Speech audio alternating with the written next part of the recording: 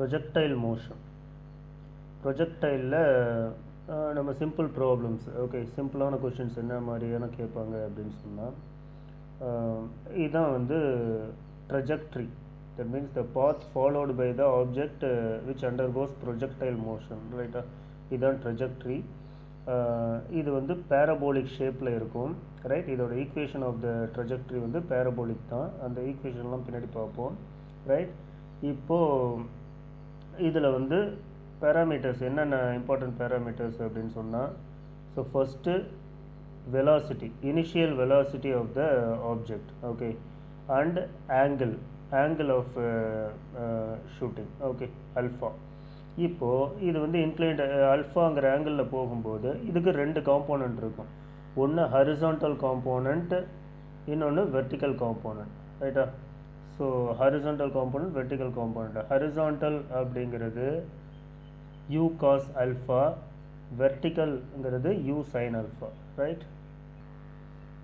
இதில் வந்து ரெண்டு மோஷனும் இன்வால்வ் ஆகுது, அதாவது uniform motion and uniformly accelerated motion, ரைட்டா?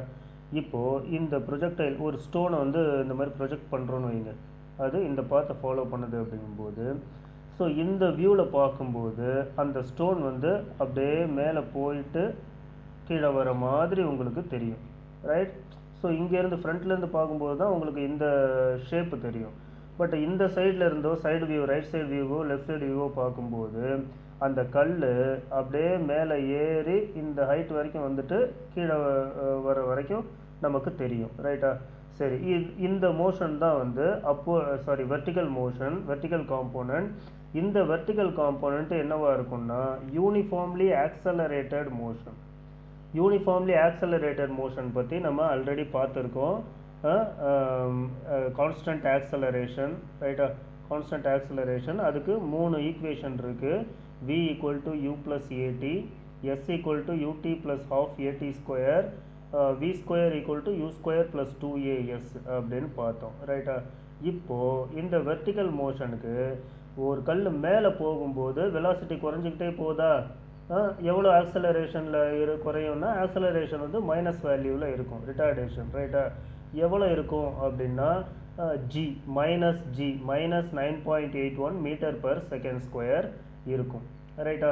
ஸோ கீழே இருந்து மேலே போக போக வெலாசிட்டி குறைஞ்சிக்கிட்டே போய், ரைட், இந்த பாயிண்ட் வரும்போது, அதாவது இந்த பாயிண்டில் வெலாசிட்டி 0 ஆகிடுது. கீழே இருந்து ஆரம்பிக்கும் போது இனிஷியல் வெலாசிட்டி எவ்வளோ? u sin alpha, அது vertical component of the initial velocity, ரைட்டா? ஃபைனல் வெலாசிட்டி வந்து இந்த இடத்துல வரும்போது வெர்டிக்கல் காம்போனன்ட் 0 ஆகிடும், ரைட்டா? ஸோ இதை வச்சு நம்ம இந்த டோட்டல் ஹைட் எவ்வளோன்னு கண்டுபிடிக்கலாம், hmax, ரைட்டா? hmaxை கண்டுபிடிக்கலாம். எவ்வளோ டைம் எடுக்குது இந்த பாயிண்ட்லேருந்து இந்த பாயிண்ட் வரைக்கும் வர்றதுக்கு எவ்வளோ டைம் எடுக்குதுன்னு கண்டுபிடிக்கலாம், ஓகே? அதாவது ஏலேருந்து பி வரைக்கும் எவ்வளோ டைம், அதுக்கப்புறம் பியிலேருந்து சி வரும்போது என்ன ஆகும்னா இதே கல் இங்கே ஸ்டார்ட் பண்ணி கீழே வர்ற மாதிரி, ரைட்டா? இதுவும் uniformly accelerated motion with positive acceleration, plus G வந்து ஏ வேல்யூவாக எடுத்துக்கணும், ரைட்? இப்போது இதோட டோட்டல் டைம் ஆஃப் ஃப்ளைட் என்னென்னா இங்கேருந்து ஆரம்பித்து இங்கே வர வரைக்கும், ஸோ இந்த பாயிண்ட் ஏபிக்கு எவ்வளோ டைம் எடுக்குது ப்ளஸ் பிசிக்கு எவ்வளோ டைம் எடுக்குது, ரெண்டுமே சேம் தான். அப்போது ஏபிக்கு ஆகிற டைம் இன்ட்டு 2 போட்டிங்கன்னா டோட்டல் டைம் ஆஃப் ஃப்ளைட்டு கிடச்சிரும், ரைட்டா? சரி, இப்போது அடுத்து பார்த்தீங்கன்னா ஹரிசான்டல் காம்போனண்ட்டை பார்ப்போம். ஹரிசான்டல் காம்போனண்ட் வந்து யூனிஃபார்ம் மோஷன்னு சொல்லியிருக்கோம், ரைட்டா? Horizontal component uniform motion. Uniform மோஷனுக்கு ஆக்சலரேஷன் கிடையாது, ஆக்சலரேஷன் 0, கான்ஸ்டன்ட் வெலாசிட்டி தான். அப்போது இந்த ஒரு ஃபார்முலா தான், distance equal to velocity into time taken. ஸோ எந்த டைம் டேக்கன்னா டோட்டல் டைம் டேக்கன், ஏலேருந்து சி வரைக்கும் வர்றதுக்கு எவ்வளோ டைம் எடுக்குதோ அந்த டைம் டேக்கன், அதனால தான் கேபிட்டல் டி போட்டிருக்கேன். இது வெலாசிட்டிங்கிறது எந்த வெலாசிட்டினா இந்த horizontal component of the initial velocity u cos alpha, ரைட்டா? சரி, இப்போ இந்த ஹரிசான்டல் காம்போனண்ட்டில் பார்த்துக்கிட்டிங்க அப்படின்னா uniform velocity v equal to u cos alpha, time taken from A to C is equal to total time of flight, right? ஏலேருந்து B வரைக்கும் வர்றதுக்கு உண்டான time small dean போட்டுக்கிட்டோம், அதே டைம் தான் அடுத்த ஹாஃப் எடுக்கும். அப்போ total time of flight 2t, ரைட்டா? இப்போ இந்த டீயை எப்படி கண்டுபிடிக்கணும்? ஸ்மால் டி அப்படின்னா இந்த யூனிஃபார்ம்லி ஆக்சலரேட்டட் மோஷனை வச்சு தான் நாம் கண்டுபிடிக்கணும், ரைட்டா? இப்போ இதை நம்ம அனலைஸ் பண்ணலாம். வெர்டிக்கல் காம்போனண்ட்டை ஃபஸ்ட்டு அனலைஸ் பண்ணலாம், right? Vertical component uniformly accelerated motion சொல்லியாச்சு. இந்த இடத்துல இருக்கிறது இனிஷியல் வெலாசிட்டி, மேலே இந்த இடத்துல போகும்போது அதாவது இந்த இடத்துல ஜீரோவாக இருக்கிறது ஃபைனல் வெலாசிட்டி, ரைட்டா? At A initial velocity u sin alpha, at B final velocity 0, அதாவது வெர்டிக்கல் காம்போனண்ட் தான், ரைட்டா? ஆக்சலரேஷன் எவ்வளோ? a is equal to -g, okay? -g, அந்த மைனஸோடு சேர்த்து போடுங்க. ஆல்ரெடி சொல்லியிருக்கேன், ஃபார்முலாவில் அந்த மைனஸை இன்க்ளூட் பண்ணக்கூடாது, சப்ஸ்டியூஷனில் தான் இந்த மைனஸை போடணும், ரைட்டா? மேலே போகும்போது -g ஆக்ட் ஆகும், கீழே வரும்போது வெலாசிட்டி இன்க்ரீஸ் ஆகும். So positive acceleration plus g, ரைட்டா? சரி, நம்ம வந்து ஒரு மோஷன் தான் கண்டுபிடிக்க போகிறோம், மேலே போகிறதுக்கு மட்டும் தான் கண்டுபிடிக்க போகிறோம், தட் இஸ் இனஃப். சரி, அடுத்த டைம். டைம்னா என்ன? இது டோட்டல் டைம் கிடையாது, half of the total time, ரைட்டா? ஸோ ஏலேருந்து பி வரைக்கும் போகிறதுக்கான டைம் அது ஸ்மால் டி செகண்ட்ஸு, ரைட்டா? Half of the total time of flight. சரி, இப்போ என்னென்ன ஈக்குவேஷனை யூஸ் பண்ணலாம்? எது வேணாலும் யூஸ் பண்ணலாம். ஃபஸ்ட்டு ஈக்குவேஷனை யூஸ் பண்ணுங்கள். v equal to u plus a t, அதாவது final velocity is equal to initial velocity plus acceleration into time taken, ரைட்டா? அப்போ இந்த வெர்டிக்கல் காம்போனண்ட்டில் final velocity 0, initial velocity u sin alpha, right? ஏங்கிறது -g, ஆல்ரெடி சொல்லியிருக்கோம், ரைட்? இதை போட்டிங்கன்னா small t is equal to u sin alpha by g, அதாவது half of the total time. ஏலேருந்து பி வரைக்கும் வர்றதுக்கு இந்த டைம், ரைட்டா? மறுபடியும் பியிலேருந்து சி வரைக்கும் வர்றதுக்கு இதே டைம் தான் எடுக்கும், ரைட்டா? அப்போ total time of flight capital T is equal to 2 into this value, அதை தான் இங்கே போட்டிருக்கோம், ரைட்டா? கேபிட்டல் டி ஈக்குவல் டு இதுன்னு. சரி, ரைட்டு, இதை விடுங்க. அடுத்து ஹைட்டு, மேக்ஸிமம் ஹைட்டு, ரைட்டா? மேக்ஸிமம் ஹைட்டு இந்த பாயிண்ட்லேருந்து ஆரம்பித்து, அதாவது இங்கேருந்து ஆரம்பித்து இங்கே போய் சேர்றதுக்கு உண்டான அந்த மேக்ஸிமம் ஹைட் எவ்வளோ? நம்ம டைம் கண்டுபிடிச்சாச்சு, இனிஷியல் வெலாசிட்டி ஃபைனல் வெலாசிட்டி தெரியும், ரைட்டா? அப்போது இதை கண்டுபிடிங்க.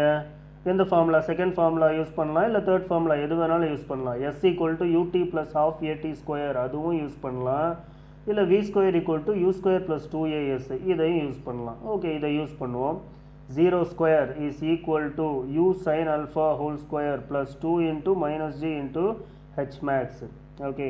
ஸோ h max என்ன வருதுன்னா u square sine square alpha by 2g, இதுதான் the maximum height of the projectile, என்னன்னா height of the trajectory, அதுக்கு இதுதான் ஃபார்முலா, ஓகே? ரைட்டு. நெக்ஸ்ட் இங்கே வாங்க, ஹரிசாண்டல் காம்போனண்ட்டு அனலைஸ் பண்ணுவாங்க. ஸோ ஹரிசாண்டல் காம்போனண்ட்டில் ஆல்ரெடி சொல்லியிருக்கோம், யூனிஃபார்ம் வெலாசிட்டி, அதோட காம்போனண்ட் u cos alpha. இந்த u cos alpha தான் இந்த ஏல ஸ்டார்ட் பண்ணி சிக்கு வர வரைக்கும் அந்த யூனிஃபார்மாக அந்த காம்போனண்ட் மூவ் ஆகும், ரைட்டா? அதாவது இது எப்போ தெரியும் அப்படின்னா, டாப் சைட்லேருந்து பார்த்தீங்கன்னா, டாப்லேருந்து பார்த்தீங்க அப்படின்னு சொன்னால் அந்த கல் இப்படி வளைஞ்சி போகிறதெல்லாம் உங்களுக்கு தெரியாது, ஓகே? டாப்லேருந்து பார்க்கும்போது ஒரு பார்ட்டிகல், ஒரு கல் இங்கேருந்து ஆரம்பித்து அப்படியே ஹரிசாண்டலாக மூவ் ஆகுற மாதிரி தான் தெரியும். அந்த மூமெண்ட்டு தான் ஹரிசாண்டல் காம்போனண்ட். அந்த மூமெண்ட் வந்து யூனிஃபார்ம் வெலாசிட்டியில் இருக்கும், அதனால தான் இந்த காம்போனண்ட் இது வந்து யூனிஃபார்ம் வெலாசிட்டின்னு சொல்கிறோம், ரைட்டா? சரி, இப்போ இதுக்கு என்ன? Total time of flight already சொல்லியிருக்கோம் இல்லையா? டோட்டல் டைம் ஆஃப் ஃப்ளைட் வந்து ஏலேருந்து பி வரைக்கும் உண்டாகிற டைமு ப்ளஸ் பிலேருந்து சி வரைக்கும் அதே time. So 2 into small t, so 2 into u into sine alpha by g, okay? இதுதான் total time of flight, right? இன்னொரு parameter என்னென்னா, இது ரொம்ப முக்கியமான பேராமீட்டர், ஹரிசாண்டல் ரேஞ்ச், ரைட்டா? ஹரிசாண்டல் ரேஞ்சுங்கிறது ஹரிசாண்டல் டிஸ்டன்ஸ். ஒரு கல்லை இங்கேருந்து ஒரு ஆங்கிளில் தூக்கி போட்டோம்னா எவ்வளோ தூரம் போய் அது கிரவுண்டை ரீச் பண்ணும் அப்படிங்கிறது, எவ்வளோ தூரம் போய் கிரவுண்டை ரீச் பண்ணும், அதுதான் ஹரிசாண்டல் ரேஞ்சுன்னு சொல்லலாம், இல்லை சிம்பிளி ரேஞ்சு, ரைட்டா? அதுதான் டிஸ்டன்ஸ் ட்ராவல்டு. இந்த ஹரிசாண்டல் காம்போனண்ட்டில் டிஸ்டன்ஸ் ட்ராவல்டு அதான் ரேஞ்சு. அதுக்கு என்ன ஃபார்முலானா velocity into total time of flight, right? வெலாசிட்டிக்கு நம்ம இனிஷியல் அந்த velocity component u cos alpha into 2u sin alpha by g, இது டோட்டல் டைம் ஆஃப் ஃப்ளைட்டா? இதை போட்டிங்கன்னா u square into 2 sin alpha cos alpha by g இதை இப்படி கூட வச்சுக்கலாம் இல்லை ஃபர்தர் சிம்பிளிஃபிகேஷனில் 2 sin alpha cos alpha sin 2 alphaன்னு எழுதிடலாம் ஸோ இதுதான் வந்து ரேஞ்சுக்கு formula r equal to u square sin 2 alpha by g okay இப்போ நம்ம என்ன கொஷின் பார்த்தோம் அப்படின்னு சொன்னால் அதாவது 12PT02 இந்த கொஷின் பேப்பரில் இந்த 38th ப்ராப்ளம் பாருங்கள் லாஸ்ட் வீடியோவில் இதில் தான் ஸ்டாப் பண்ணோம் for maximum horizontal range the angle of projection of a projectile should be 45 சொன்னோமா அது எப்படி 45 அப்படிங்கிறது இங்கே பாருங்கள் அதாவது ரேஞ்சுக்கு ஃபார்முலா இது ரைட்டா ஸோ இது வந்து ரேஞ்ச் மேக்ஸிமமாக இருக்கணும் அப்படின்னு சொன்னால் இந்த நியூமரேட்டர் மேக்ஸிமமாக இருக்கணும்னா இந்த sin 2 alpha மேக்ஸிமமாக இருக்கணும் ரைட்டா sin 2 alpha மேக்ஸிமம் அப்படின்னா அது எவ்வளோ வேல்யூ 1 ஸோ 2 alpha எவ்வளோ இருக்கணும் 90 இருக்கணும் ஸோ alpha equal to 45 ரைட்டா alpha equal to 45 degree so 45 டிகிரியில் அந்த ப்ரொஜெக்டைலை வந்து நம்ம இது பண்ணாதான் ரைட்டா ஸோ 45 டிகிரியில் ப்ரொஜெக்டைலை த்ரோ பண்ணாதான் அது மேக்ஸிமம் ரேஞ்சை ரீச் பண்ணும் ரைட் 45 டிகிரியில் த்ரோ பண்ணாதான் அது மேக்ஸிமம் டிஸ்டன்ஸை கவர் பண்ணும் ஹரிசான்டல் டிஸ்டன்ஸை ரைட்டா இப்போ 45க்கு கம்மியாக போனால் என்ன ஆகும்னா அது கம்மியான ரேஞ்சு தான் வரும் இதே 45க்கு அதிகமாக நம்ம த்ரோ பண்ணோம்னா